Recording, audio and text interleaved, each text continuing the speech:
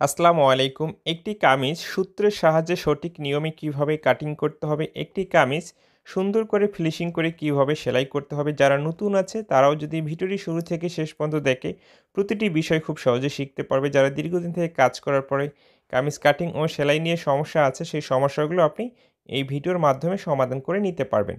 কারণ খুব সহজে এবং সঠিক নিয়মে আপনাকে শেখাবো। এখানে একটি রেডিমেড প্রিন্টের থ্রি পিস নিয়েছি। দেখুন নিচে একটি ডিজাইন আছে, এই ডিজাইনটি আমাদেরকে খুলে নিতে হবে। এই ডিজাইনটি খুলে নেওয়ার পরে সাইডে আমাদেরকে সরিয়ে রাখতে হবে। তো সুন্দর করে ভাঁজ করে সাইডে সরিয়ে রাখতে হবে। তো এই প্রিন্টের থ্রি পিসগুলো বা যে কোনো হাতের কাজের থ্রি পিসগুলো যখন আমাদের কাছে আসে, আপনি দেখবেন সামনের পার্ট, পিছনের পার্ট এবং হাতার যে পার্টগুলো আছে, এই পার্টগুলো কিন্তু আলাদা আলাদা ডিজাইন করা থাকে। অনেক সময় আপনার সেলাই দিয়ে আটকানো থাকে, না হলে এমনি মার্জিন দিয়ে ঠিক আছে পার্টগুলোকে ভাগ করা থাকে। তো এখানে সামনের পার্টটি আমি খুলে নিয়েছি। তো সামনের পার্টের যে মাঝখানের গলার চিহ্ন আছে, সেই চিহ্ন অনুযায়ী ঠিক মাঝখানে কাপড়টি সুন্দর করে আমাদেরকে ভাঁজ করে সাইডে সরিয়ে রাখতে হবে। এবং দেখুন এখানে পিছন পার্ট এবং হাতার জন্য কাপড়ের ঠিক মাঝখানে একটি মার্জিন আছে। এই মার্জিন অনুযায়ী কাটিং করে হাতার পার্টটি এবং পিছন পার্টটি আমরা আলাদা করে নিয়ে নিব।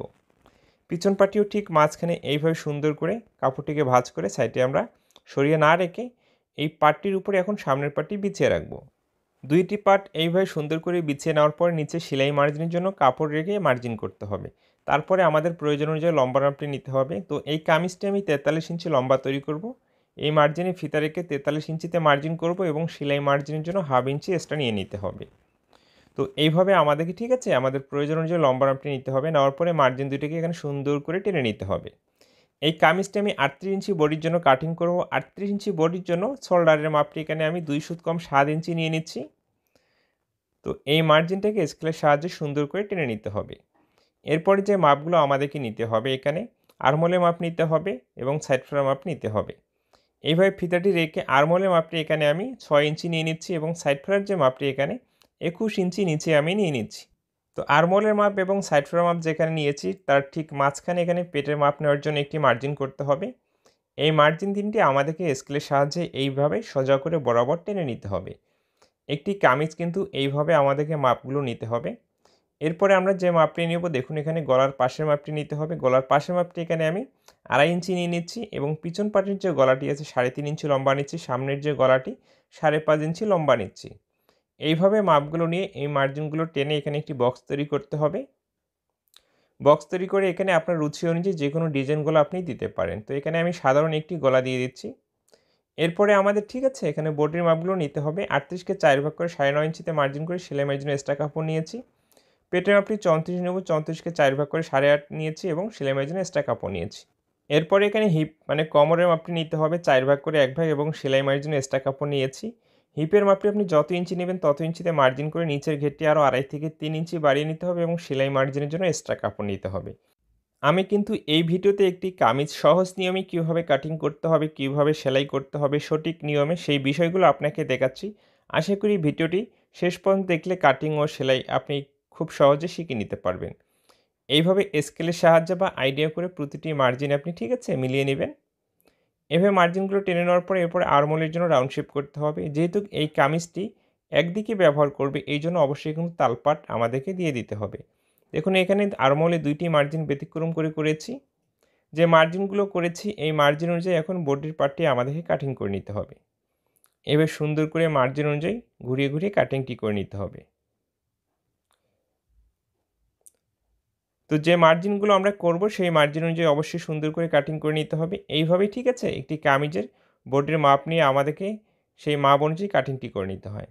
তো এখন আমাদেরকে পিছন পার্টটি সরিয়ে নিয়ে সামনের পার্টের গলাটি কাটিং করব এবং সামনের পার্টে দেখুন এইভাবে আমরা যে মার্জিনটি করেছি সেই মার্জিন অনুযায়ী তালপাটটিও কাটিং করে নিব। এইভাবে তালপাটটি কাটিং করা কমপ্লিট হয়ে গেলে দুইটি পার্ট আবার সুন্দর করে এখানে গুছিয়ে রাখতে হবে। রাখার পরে সাইড থেকে যে অবশিষ্ট কাপড়টি বের হয়েছে এই কাপড় দিয়ে গলার পট্টিগুলো আমাদেরকে কাটিং করে নিতে হবে। এখানে আপনি বক্রম দিয়ে দিতে পারেন, কোনো সমস্যা নেই। তো এইভাবে পিছন পার্টের গলাটি আমি কাটিং করে নিচ্ছি। এইভাবে পিছন পার্টের গলাটি কাটিং করা কমপ্লিট হয়ে গেলে সামনের পার্টটি এই টুকরো কাপড়ের উপরে রেখে একই নিয়মে ঠিক আছে এই গলার পট্টিটি আমাদেরকে কাটিং করে নিতে হবে। এইভাবে সুন্দর করে আমাদেরকে কাটিংটি করে নিতে হবে।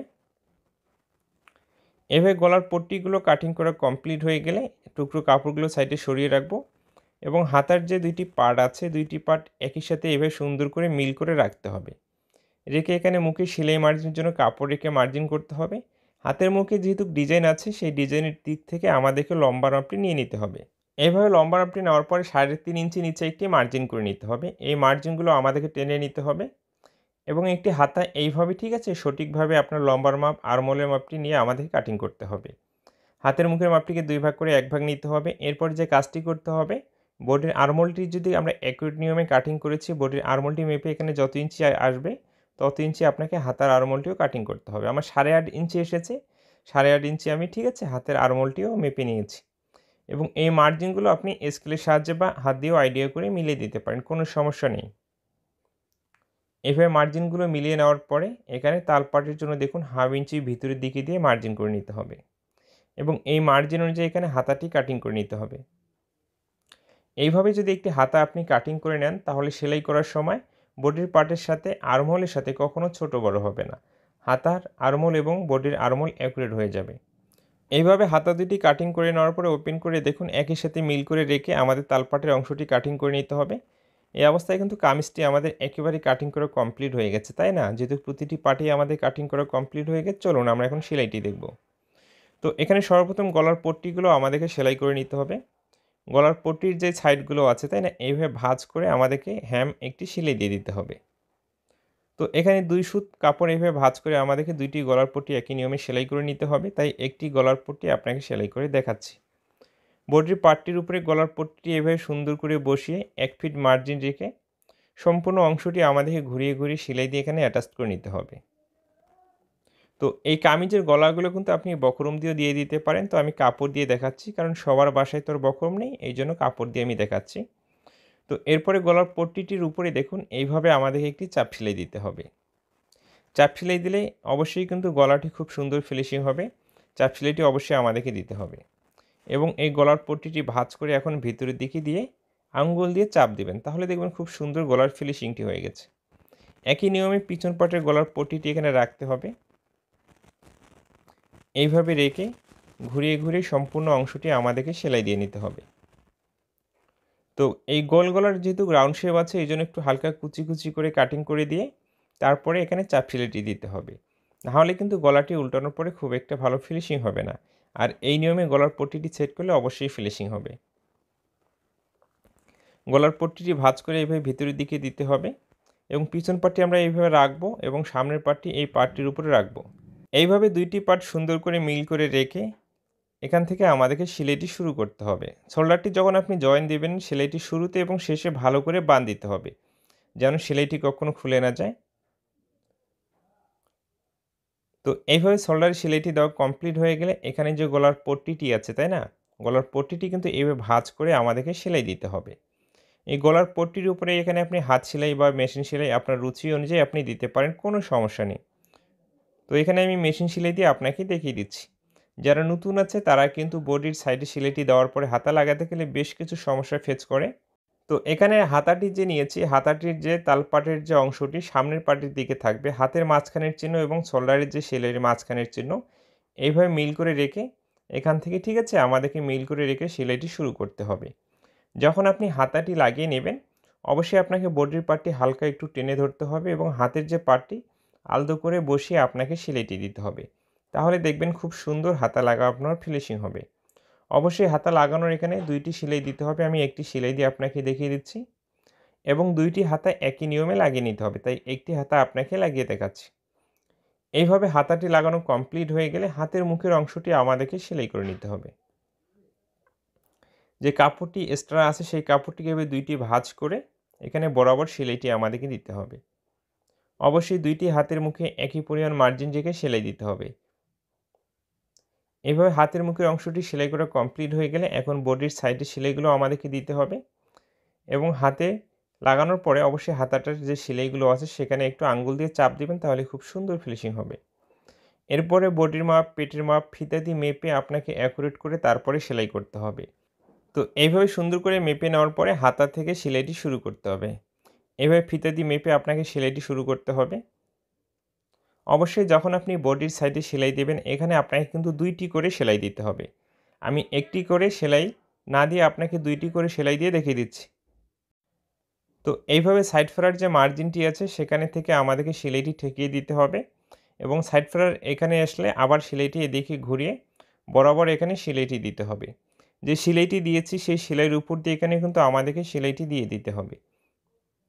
তো এইভাবে বরাবর, ঠিক আছে, 2টি সেলাই আমাদেরকে দিয়ে দিতে হবে। তো একটি সাইড এইভাবে সেলাই করা কমপ্লিট হয়ে গেলে অপর সাইডটিও একই নিয়মে মেপে আমাদেরকে সেলাইটি করতে হবে। ভিডিওটি শুরু থেকে শেষ পর্যন্ত দেখার পরে যদি আপনাকে ভালো লেগে থাকে আর আপনি যদি আমার ইউটিউব চ্যানেলে একেবারে নতুন হয়ে থাকেন, অবশ্যই আমার চ্যানেলটিকে সাবস্ক্রাইব করে রাখবেন এবং ফেসবুক পেজ থেকে যদি এই ভিডিওটি দেখে থাকেন অবশ্যই আমার পেজটিকে ফলো দিয়ে রাখবেন। তো এইভাবে, ঠিক আছে, এই সাইডেও আমাদেরকে বরাবর 2টি সেলাই দিতে হবে। তো এইভাবে সুন্দর করে সাইডের সেলাইটি আমাদেরকে দিতে হবে। সাইডের সেলাইটি দেওয়া কমপ্লিট হয়ে গেলে এক্সট্রা সুতোগুলো কাটিং করে ফেলে দিতে হবে এবং কামিজের সাইড ফ্রাটে আমাদেরকে সেলাই করতে হবে। এই কামিজের যে লম্বার দিকটি এটা হচ্ছে খাড়া পাট।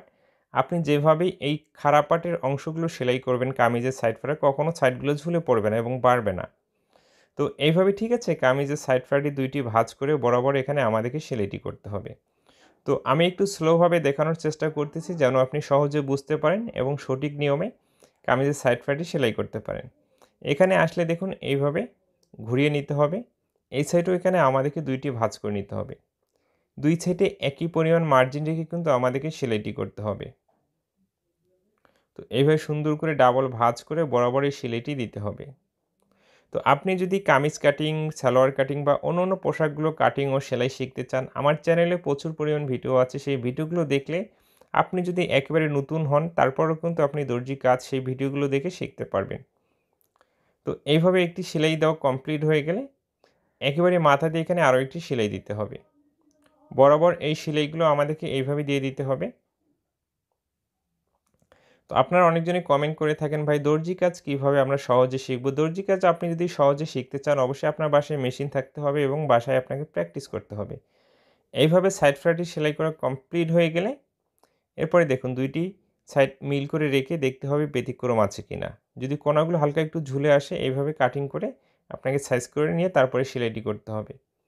এরপরে আমরা নিচে ঘেরে অংশটি সেলাই করে নিব। এভাবে 2টি ভাঁজ করে বরাবর এই সেলাইটি দিতে হবে।